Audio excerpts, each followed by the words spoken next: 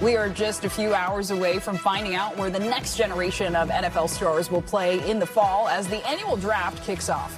For the first time in nearly 80 years, Pittsburgh is hosting the festivities, which continue through Saturday. One of the nation's most iconic football cities has been buzzing all week as fans from around the world descend on Steel City. It's been so busy, the city's public schools have moved classes online. NBC News correspondent Sam Brock is in the middle of it all in Pittsburgh, or Sam, I should probably call it Pittsburgh because I hear that's the term now. Talk to us about what we're watching out for today. Pittsburgh, that's exactly right, Zinkley. Can I just say, how yins doing? As opposed to how y'all doing. I'm learning Pittsburgh speak right now on the ground. Yins, very popular expression.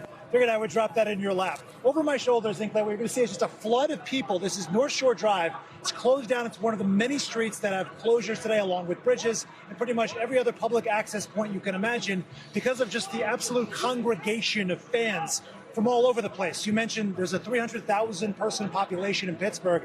The expectation for visitors is between 500,000 and 700,000, which means the population of Pittsburgh is going to triple today. On that note, we spoke to the superintendent of schools here in Pittsburgh because they had to do something that was very rare. This might be the largest event they've ever had in the city. They had to move the kids from in-person to virtual. So you're seeing families everywhere, lots of kids that are not in any type of school today. And one of the Pittsburgh teachers is being honored tonight, but she's not a Steelers fan. Listen to this. They have a food pantry in their school, and they were selected to make an announcement for the Bills. And I guess she's a Bills fan. I don't know how that will fare for her on Monday morning when she returns back to school. But she's one of our physical education teachers, and it's exciting. She'll no doubt get a big hug, Zinkley, because it's one big NFL tent. That's one of the beauties of the draft night. And to that point, let's talk about draft night, because 32 of college football's top prospects will hear their names called as they officially join the NFL. Who are the key players we should be watching?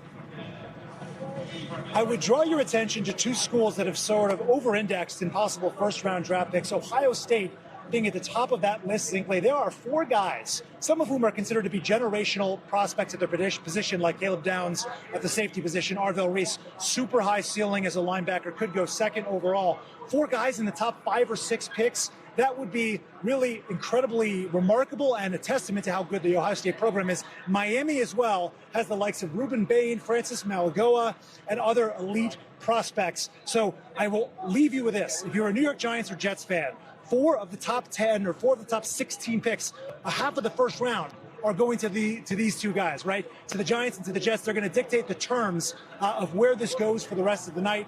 Steelers, are they going to replace Aaron Rodgers with a quarterback? That's another big question as we head into this evening. Lots of things on the table, Zinkley, and you might want to check my math, because I'm not sure that was entirely We'll correct. check your math. It could dictate the future of the game here. Sam Brock, don't have too much fun. Thank you.